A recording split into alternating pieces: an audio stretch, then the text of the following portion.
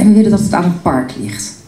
Zodat je daar rond kan lopen in een soort reflectie, in rust. Maar ook waar kinderen kunnen spelen en waar je, ook al ga je niet naar binnen, je bewust van bent dat dat museum er staat.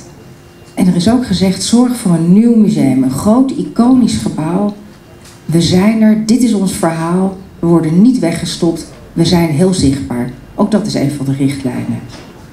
En daarnaast wordt het gewoon een plek waar het gaat bruisen. Waar dans is, theater, film. Waar kinderen kunnen komen spelen. Waar kinderen workshops kunnen krijgen.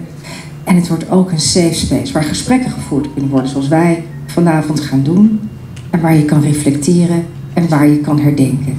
Dat is de grondgedachte van dit museum. Wat straks in Amsterdam wordt gebouwd. Waarom dat zo belangrijk is.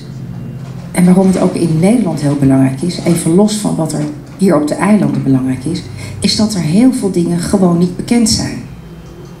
Het zit niet in het onderwijsprogramma. Nog steeds niet. Niet bij mijn kinderen, niet bij mijn kleinkinderen. En zeker niet bij mij. En het is ook belangrijk dat we die gezamenlijke geschiedenis, dat we dat erkennen. Die doorwerking van slavernij, die is er ook. En uiteindelijk moet dat in zo'n museum een plek krijgen en leiden tot meer gelijkwaardigheid. Tot meer begrip voor elkaar. Dat museum krijgt een kenniscentrum. Dat krijgt aan de ene kant een functie voor onderzoek naar je familie. En hier in Bonaire is al ontzettend mooi werk gedaan. Waarbij je eigenlijk heel simpel je naam kan opzoeken. Dankzij onder andere mensen als Boy Écurie. Maar in Nederland is er dat nog niet. En op de andere eilanden ook niet. Daar wil het museum een rol in gaan vervullen. Om ervoor te zorgen dat het straks op één dashboard digitaal te vinden is. Er moeten onderzoeksfaciliteiten zijn. En het wordt dus een kenniscentrum waar je zowel toegang tot allerlei archieven krijgt. Maar ook gewoon, zoals jij en ik, naar binnen kan. En dat er mensen rondlopen die zeggen, kan ik je helpen in je zoektocht naar je familie. Waarom we hier zijn, omdat we een netwerk willen bouwen. We willen niet alleen dat museum in Amsterdam zijn, maar ook echt gaan samenwerken met allerlei museale activiteiten hier.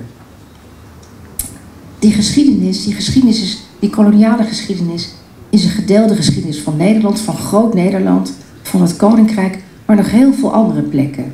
Ga naar Cuba, ga naar Cabo Verde en overal zijn diezelfde lijnen, de verhalen, de muziek, textiel, het eten, wat ons met elkaar verbindt. De eerste slaven in Noord-Amerika zijn daar naartoe gebracht door een Nederlands schip uit Zeeland. Die vertakking die is enorm. En het is goed dat we dat weten. Om te weten waar we vandaan komen. Maar ook om ervoor te zorgen dat de witte nazaten weten wat er in die geschiedenis tussen hun en ons is gebeurd.